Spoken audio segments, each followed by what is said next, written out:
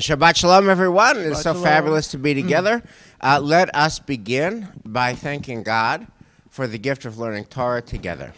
Baruch atah Adonai Eloheinu melech haolam asher kitshanu b'mitzvotav v'tzivanu la'asok b'divrei Torah. V'ha'arev na Adonai Eloheinu et divrei Toratcha b'finu u'b'fi amcha beit Yisrael. ונהיה אנחנו וצאצאינו וצאצאי עמך בישראל כולנו יודעי שמך ולומדי תורתך לשמה ברוך אתה אדוני המלמד תורה לעמו ישראל ברוך אתה אדוני אלוהינו מלך העולם אשר בחר בנו מכל העמים ונתן לנו את תורתו ברוך אתה אדוני נותן התורה. Shabbat Shalom, and let's begin by thanking Aliza for taking the cold chair. Back home, you might not be able to see this, but yeah, nobody can tell that based on how she's dressed. Yes. Given our COVID protocols, we have the windows open, and I think it's 13 degrees, so we have some nice fresh air circulating. And Elias has this move where he's utterly insulated from any fresh air. And I think Michelle and Aliza swapped seats, so now Aliza gets the 13-degree air. But I brought a jacket, so I'm ready.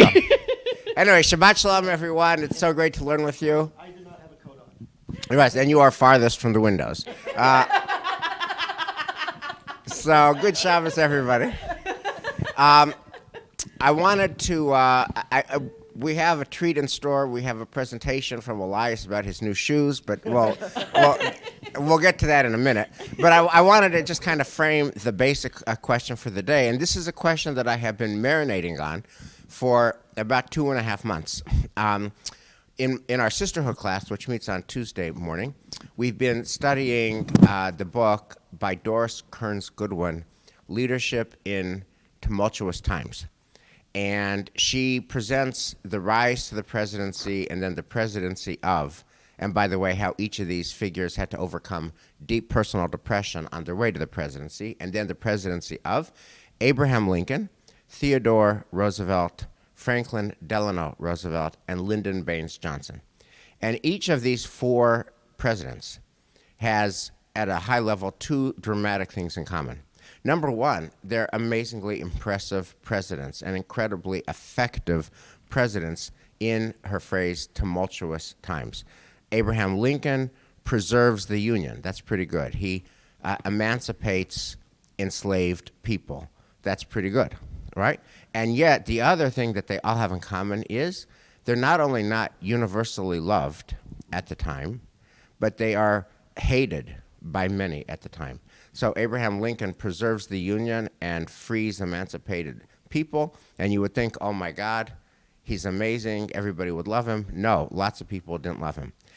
Teddy Roosevelt at the turn of the century really begins to grapple in a systemic way with economic inequality and the way that the Gilded Age and the manufacturing revolution made many people very rich and even more very poor, and he begins to grapple with that, and he's hated by many. Franklin Delano Roosevelt deals with the Great Depression and Adolf Hitler. He's loved by many and hated by many. And Lyndon Baines Johnson, according to Doris Kearns Goodwin, he passes more legislation that affects the lives of ordinary Americans of all races, colors, and creeds than any president in the 20th century, with the possible exception of FDR, the Voting Rights Act, the Civil Rights Act, public accommodations laws, Medicare, Medicaid, the Great Society, all this stuff. And he's so not universally loved. He messes up Vietnam, obviously. He's so not universally loved that he doesn't even run a second term, right? So here's the questions I wanted to ask you to think about. What is it that makes a leader very effective? What is it that makes a leader very beloved? Is it possible for a leader, any leader, to be loved by all? Like, is it possible that a leader leads and the constituents that live during that time say, oh my God, this leader is amazing, we all love this leader? Is that even possible, or is that impossible? And what's the relationship this is at a high level. What's the relationship between being an effective leader and being a beloved leader? And the last point of departure is, after marinating on the American experience, of course I went to the Jewish experience, to the Torah. We would all say that the greatest leader in the history of our people, by far, no question, is Moses, Moshe Rabbeinu, right? And yet, just to end this framing, when Aaron dies, Moses' brother, the priest, it says, Vayifku kol b'nei Yisrael. All of the Jewish people mourned Aaron for 30 days. Vayivku kol b'nei Yisrael. When Moses dies, there's no kol, there's no all. It just says Vayivku b'nei Yisrael. The Jewish people, some of the Jewish people, not all of the Jewish people. And the commentators point this out, and if you look at Eitz Chaim Chumash, and the sheets are attached in the text, they say, hey, when Aaron died, everybody, right, left, and center said, oh my God, there will never be another Aaron. Oh my God, Aaron, how are we going to live without Aaron? When Moses died, there were people who said, it's time. It's time. Wish him well. It's time. So those are my questions, colleagues and friends. What makes a leader effective? What makes a leader beloved? And what's the relation between the two? And with that, Elias, can you take us away? Yeah, so I cannot start in any other way than not addressing my fans.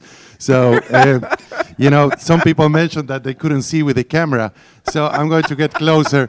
Obviously, my socks today, are not unusual, but what I have today is my shoes match my belt, all right? So, colleagues, so that's another fashion statement here. So thank you, everybody. And that being said, yeah, now we can start with the camera up. It's a fantastic question what you are asking, Wes, and there is so much to discuss, and there are so many things to come to my mind. So, a few funny examples. So, for example, in my house we have Mikey and David, and Lorena and I. Lorena is more strict. I have to admit that she's a great mother, and I'm the guy like, hey, Dad, can we stay up late tonight? We have nothing to do tomorrow. Yeah, of course. Guys, go to sleep, Lorena. So, the boys want to hang out with me, of course. So that's the difference between Aaron and Moses. Aaron was the guy who allowed everybody to have booze and to have, the golden calf and to have, parties until 3 a.m. And then Moses comes and says, hey, you're all wrong, you're going to die. I mean, of course he's going to be more beloved, all right? So, it's joke aside, it's the leaders who are effective, sometimes they have to really tell the truth to the people. And many people don't want to see that. And that's perhaps the issue with Moses and Aaron. Just one interpretation on that, Okay. Yeah. Colleagues, at a high level, what are your preliminary thinking about this? Dan? Wait. Oh, yes. It wasn't high level what I said? No, that was very... Okay, I want to say something. You're a great leader. You are beloved by everybody. You're a great leader. That makes me higher level. Yes, that's it. Well, first of all, I think it's important that you went first because Aaron was a Levi, so that was important. And I was thinking about, actually, to continue the discussion about Aaron, I think what made Aaron more beloved than Moses was that Aaron didn't have to make big decisions. Right? He was a Kohen, but he was a functionary. He really didn't have to say, he didn't have to make, he had the call about what to do when the people, rebelled, but he really wasn't in charge really at that point. He wasn't really the official leader at that point, and that made him, I think that made him a little less of an absolute leader. So I want to bring that to the fore. And I think that, there are people that can be leaders in certain ways that kind of hide behind not having to, put themselves out there, not having to be the public face. So in other words, they're functionaries without actually having real responsibility. Dan, so let me ask you, let me just go further on that one.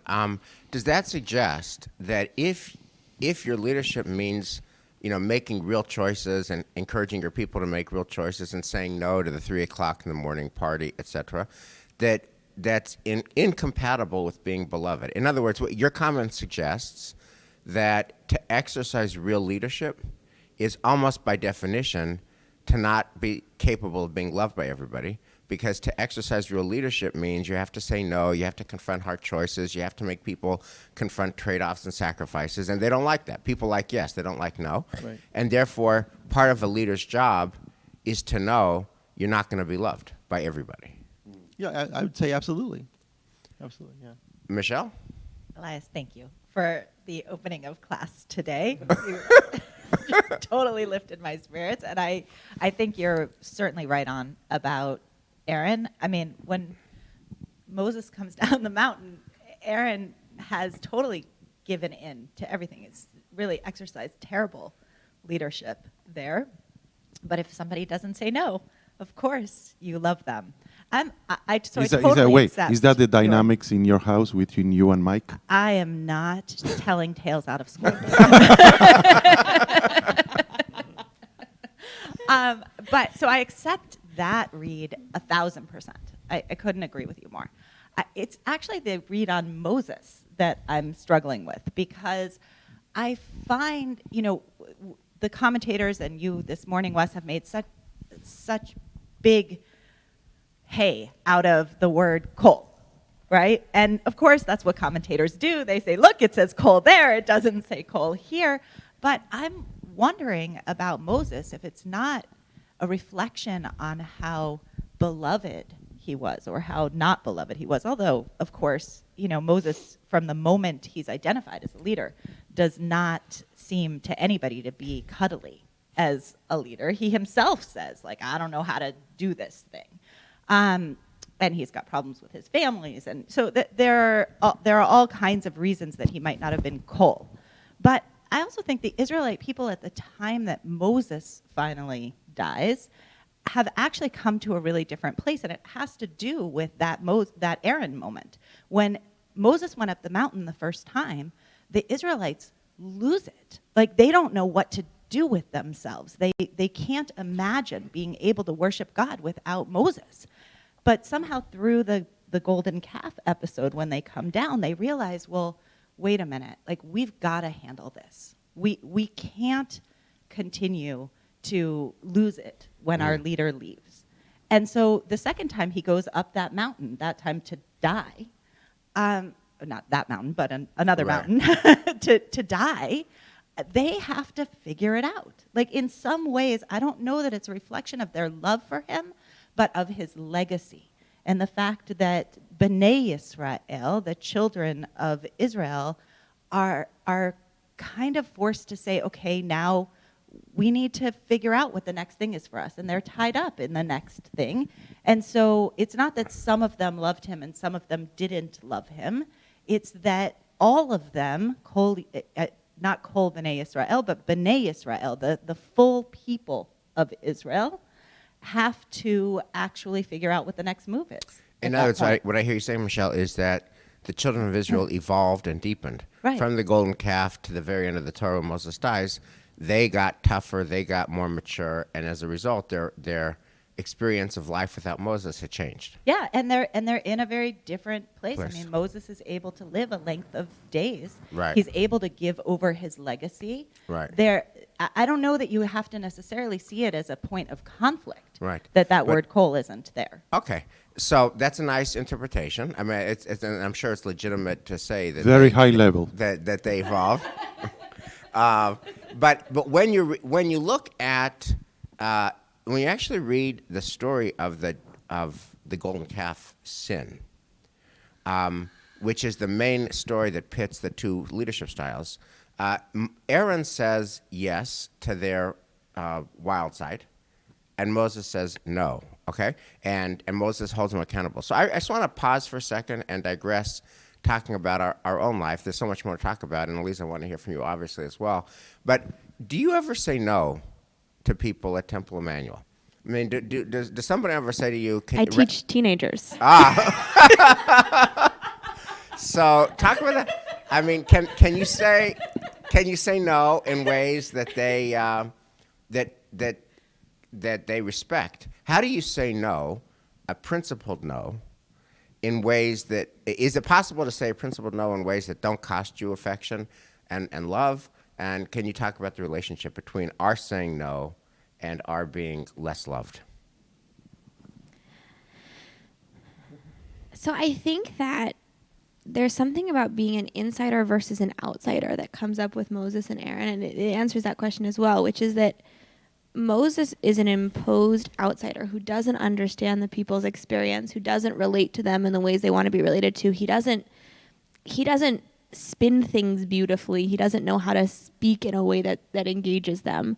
And in every encounter, he's the outsider imposing an outside will. It's not even his will. It's an outside will of God that they haven't experienced yet.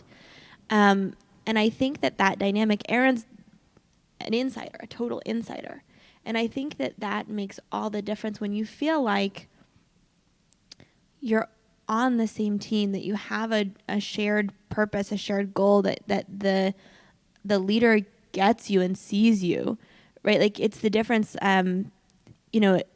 at Tot Shabbat. I love toddlers. They're great examples of everything, right? Tot Shabbat, you have a whole bunch of adorable small humans who really want to share their things. And one of the things that we've had a challenge with recently is if we don't sing the dinosaur song long enough, or if we don't sing I've got a Shabbat feeling in all of the body parts, we have meltdowns.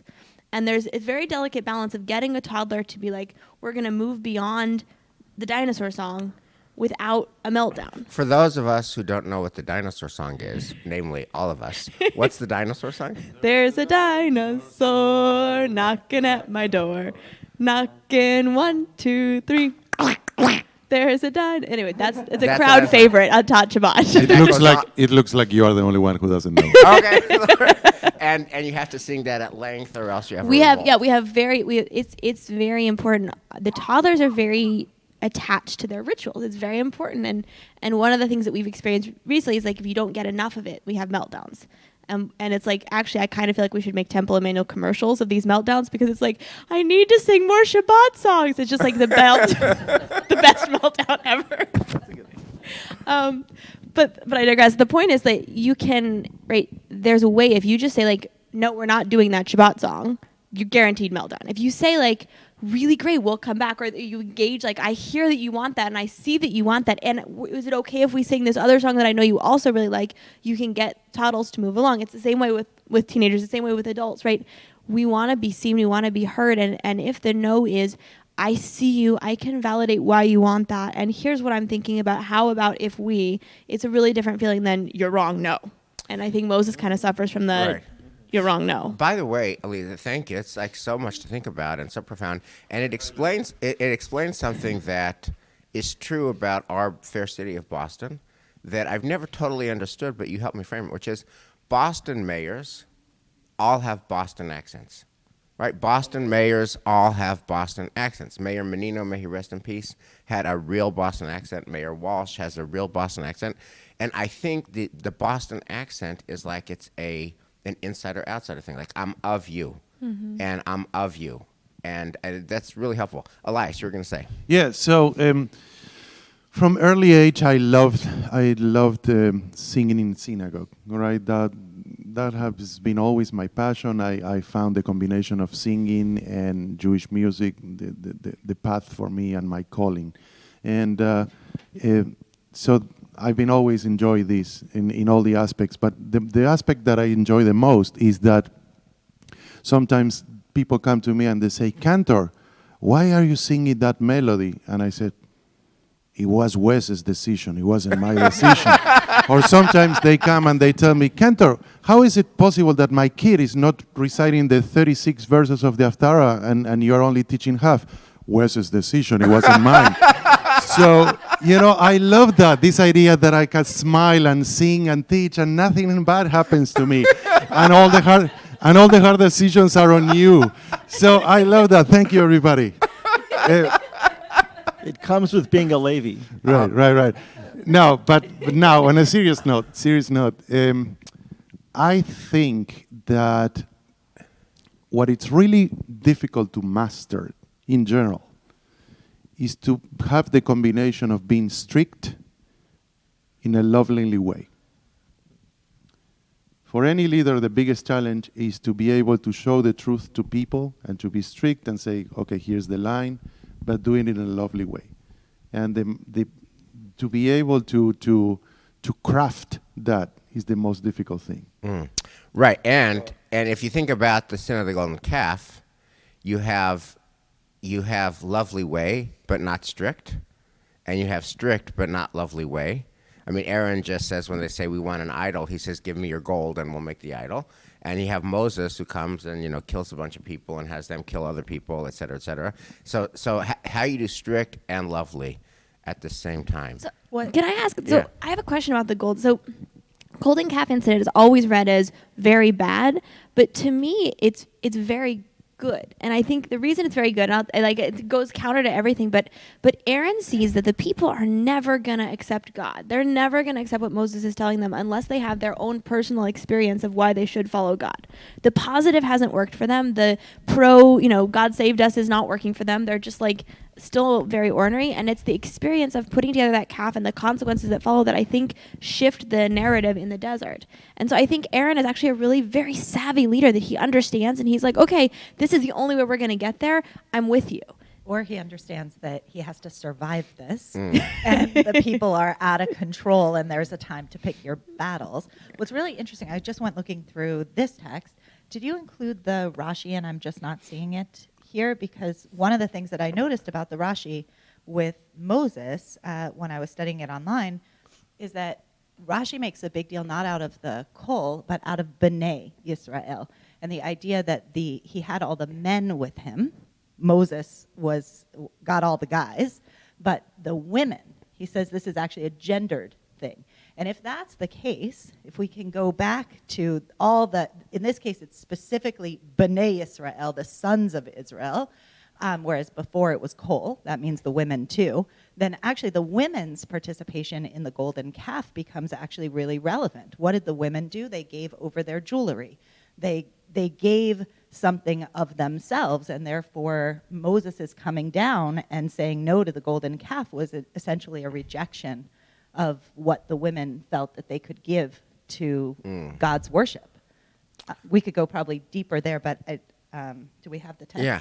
Well, so I don't have that. I didn't bring that Rashi, but just based on that Rashi, I guess here's a question that follows from that, which is we live now in the age of identity politics, where what matters is not just your position on different issues and your convictions, but your gender and your race and your color and your creed and your personal identity matter even more than, or as much as, probably more than, the content of your positions. So how does all that factor in? Yeah, so I found that really fascinating. Dan, go ahead if you wanted to. Lord Nelson, please. Yeah.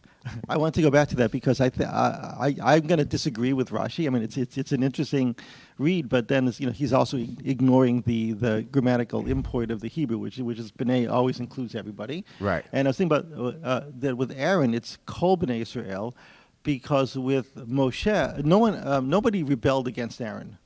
But with Moshe, you had those two rebellions. So automatically, it was not Kol B'nai Israel. Think about if you are the descendants of Datan and Aviram, those people, then you're going to have for millennium going forward, you're always going to have something that's not that's going to not be a good feeling about what Moshe did, right? Right. And so it's kind of like the Hatfields and the McCoys. The Right. other thing I was thinking about in terms of leadership style, if we think about this week's Parsha, we're talking about Yosef, Yes. right? So now we're talking about Yosef, who becomes a leader in a foreign land, right? Right. But he's a leader, and look how this is what you spoke about recently. I forget when, but it was just very recently talking about it might have been last night. About revenge, about whether Joseph is using his position of power Right. to be vengeful against his brothers. So Yeah. sometimes using your leadership position in an inappropriate way is also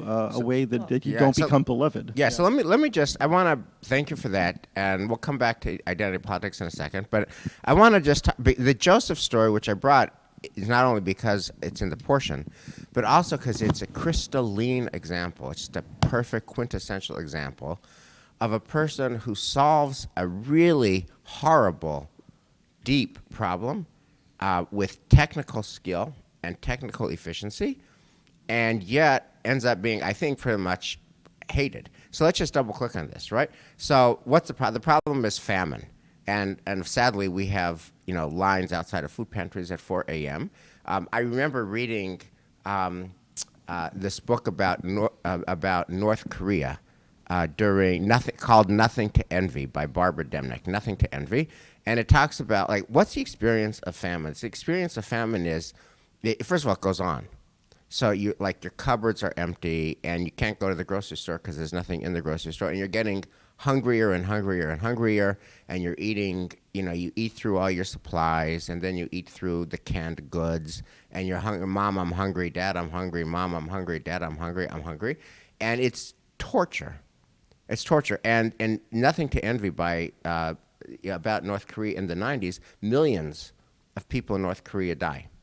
And this writer gets narratives of what it's like. This woman describing the death of her husband from hunger, and as he lays in bed, he's just fantasizing about about food and soup and wontons and rice and the kinds of food that he used to love, and he dies fantasizing, and he's emaciated, and millions of people happen too. Okay, that's Joseph's very serious pandemic of hunger. Okay, he solves this problem.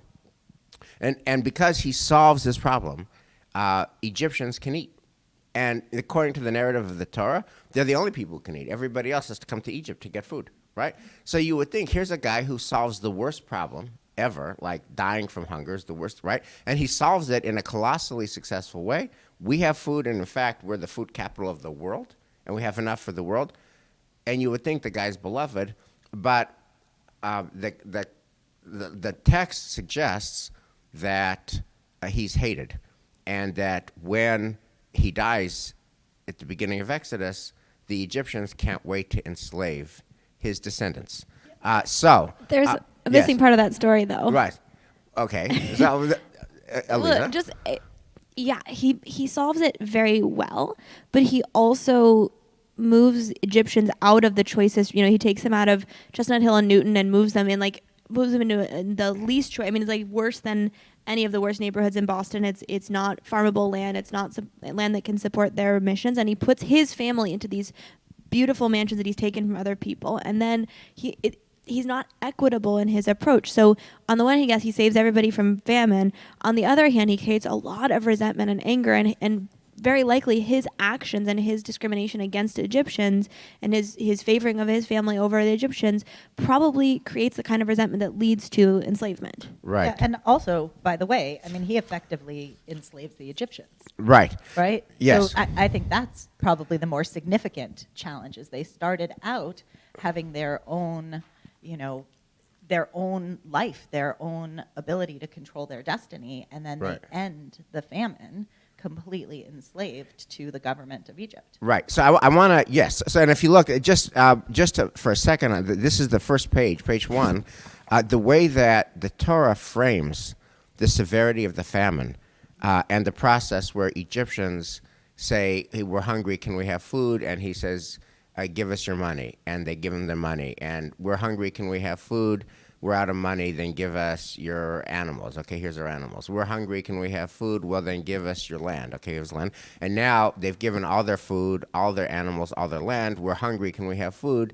Yes, but you have to become slaves. And the first slaves to Pharaoh are the Egyptians. Avadim Hayinu, the first, Lafaro b'Mitzrayim are Egyptians. Egyptians are first. And the way, and Elisa, this is to your point, the way that it's framed at the beginning is, so Joseph settled his father and his brothers, giving them holdings in the choicest part of the land of Egypt, in the region of Ramses. Joseph sustained his father and his brothers and all his father's household with bread, down to the little ones. And then you get the end of the story, which is the Egyptians become slaves to Pharaoh in Egypt. And then at the very end of this, you have Vahayinu Avadim LaPharaoh. They become slaves to Pharaoh. And then at the very end, if you look on page 4, this is the last words of this whole story is Vayifru Vayirbu Ma'od. The Israelites sustained in Chestnut Hill are fertile and increase greatly, which is exactly the language that Exodus picks up with when they become enslaved. So there's a direct connection, all of which is to say, what is the moral of the story? You have effective leadership at a certain technical level, but not effective in terms of making people feel valued. And I guess I want to pivot now to the pandemic and to our own urgent times. What does this whole story teach us about what effective leadership looks like in a deep national crisis?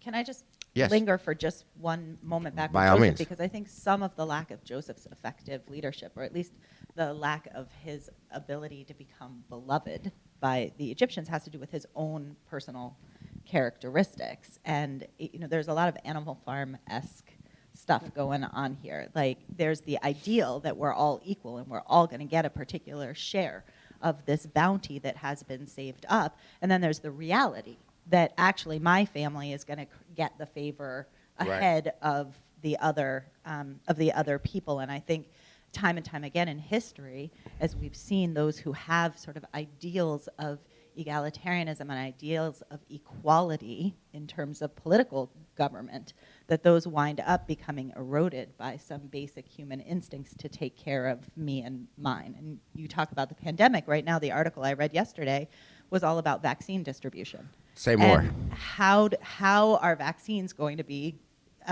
distributed? In an ideal world, in an equal world, there's a line, and you are put into that line according to your age, according to your medical condition, and there's somebody like Joseph, right, figuring this out. Who gets what first? And you get a call, and they say, in fact, in Israel, this is what they're doing. You get a little email, and they say, it's your turn to register for a vaccine. And Come it's on fair in. and it's equitable. And it's fair because and you're it's 68 equitable. and you have heart disease. You're And we know 27 this, and you're a marathon right? runner, and therefore the 68 with the heart disease gets first. The 27 marathon runner gets later. Exactly. And it's fair and equitable. And there's great concern in our nation right now, at least according to this article that I read yesterday, that actually there's nobody really keeping track. It's an honor system, right? So you can say, well, oh, yes, I'm 42 and I'm just fine, except for, I have a pre-existing condition. Please let me cut in line. Or Actually, perhaps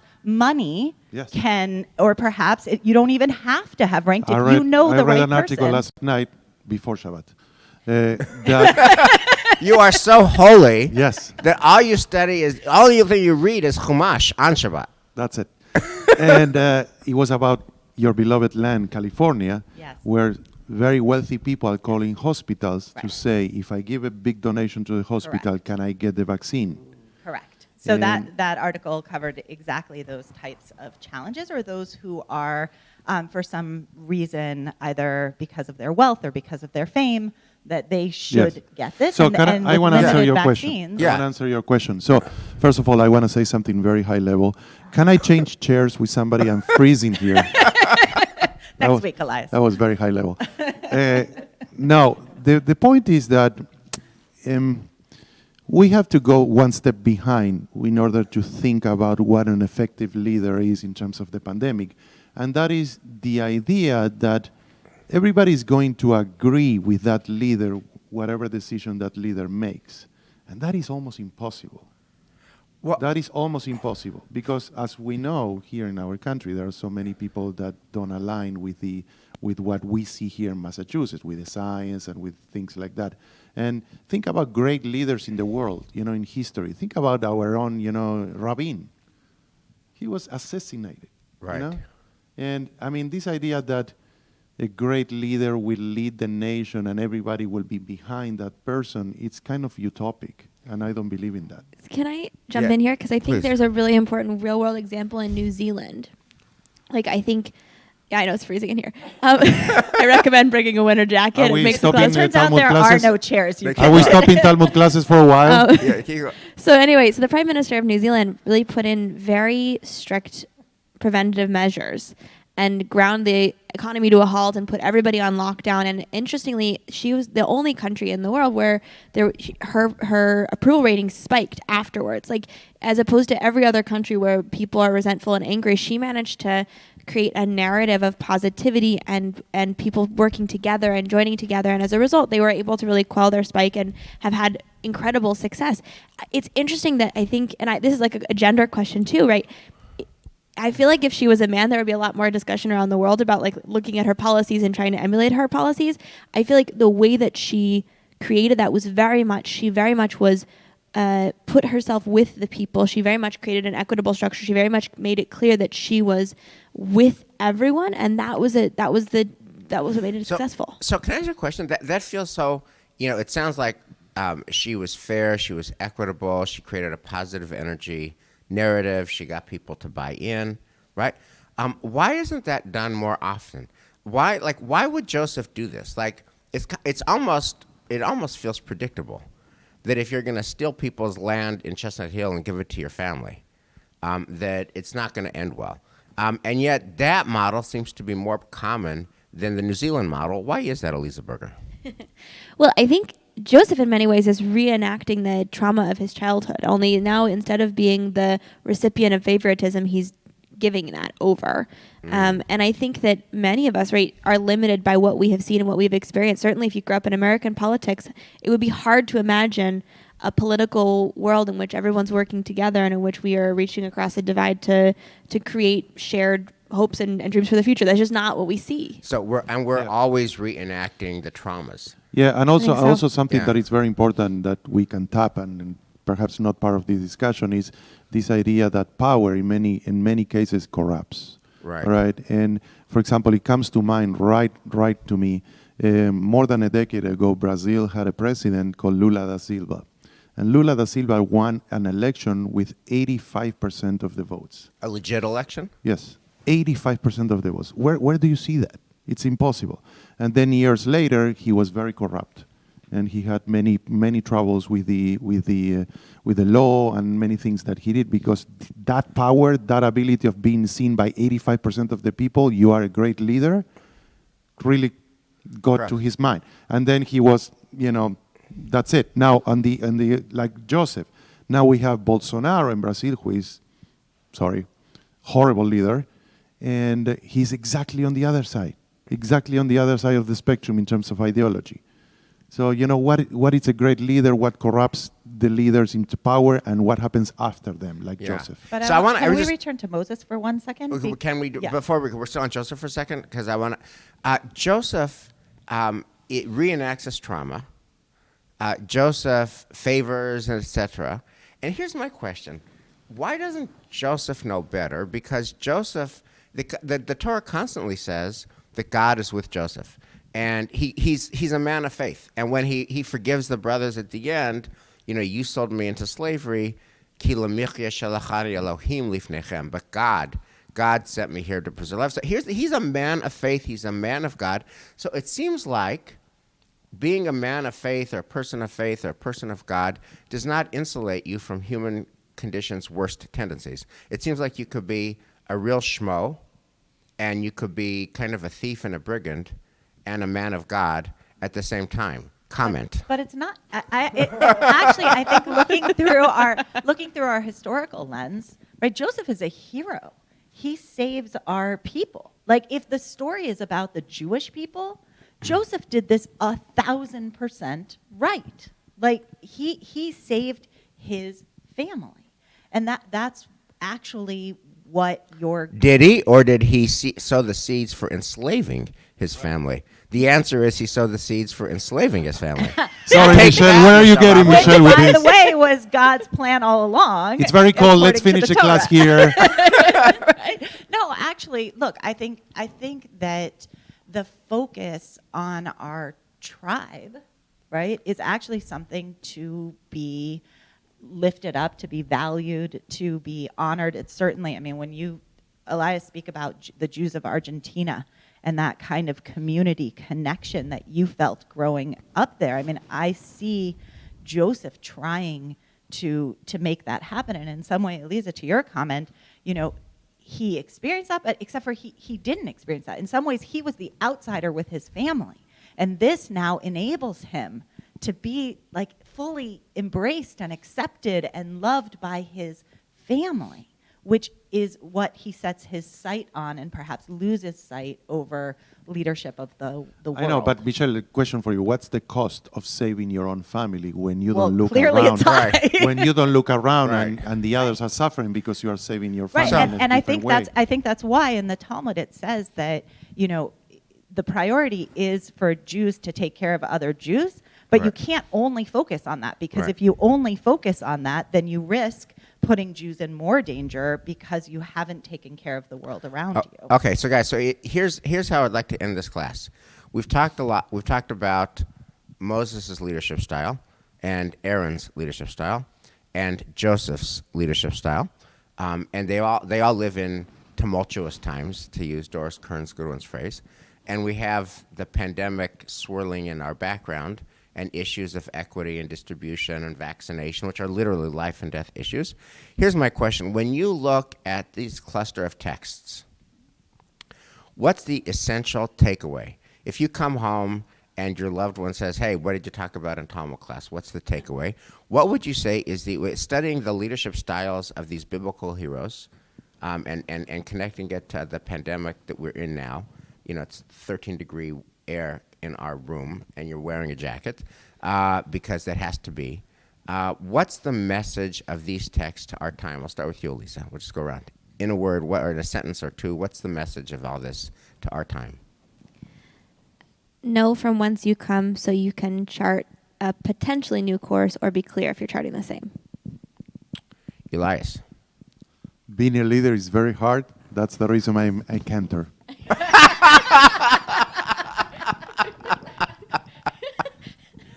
We should have ended with Elias. That being a leader means that you won't be loved by everybody, but it's important that you have everybody's best interest in your heart and your mind. And I wanted to return back to Moses for a similar reason. I don't know that Moses cared whether he was loved or not. He cared about his legacy. He cared that he made an impact, and that's why we say, Lo kan b'Yisrael ka Moshe od. He was not corrupt. He did the right thing. He did it for the right reasons, and whatever happened afterwards was okay with him. And he actually is able to help the Jewish people grow up into who we become today. So I would take it.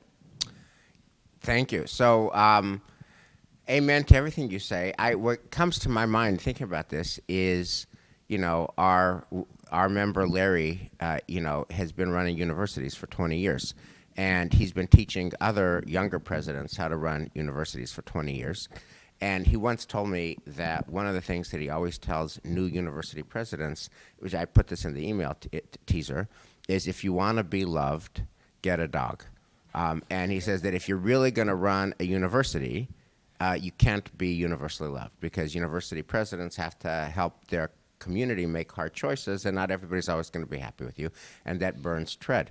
So I think and that fits with what everybody is saying, but my takeaway on this, and it connects very directly, Michelle, to your takeaway on Moses, is therefore what? Therefore, we have to care about what we can control, and what we can control is what we do, and that we act in the most honorable way as we best understand it. And we have to train ourselves to let go of what we can't control, which is how people will feel about the choices we made. Are the choices that I'm making consistent with my noblest values and ideals, with our tradition's noblest values and ideals? And am I doing the best I can to line up deed with those ideals? And if the answer to that is yes, then it is impossible to be beloved by all. And we're human. Nobody here likes enmity. Nobody here likes controversy. Nobody here likes angry emails, etc. But our move is to try our best to be honorable and to just accept that some imperfection is in the system. It just adheres from Moses' time to our own. So thank you. Now, by the way, we are going to be on break now until January 16th, and we will see you then. Shabbat Shalom. Shabbat shalom. Shabbat Shabbat shalom. It'll be Shalom. much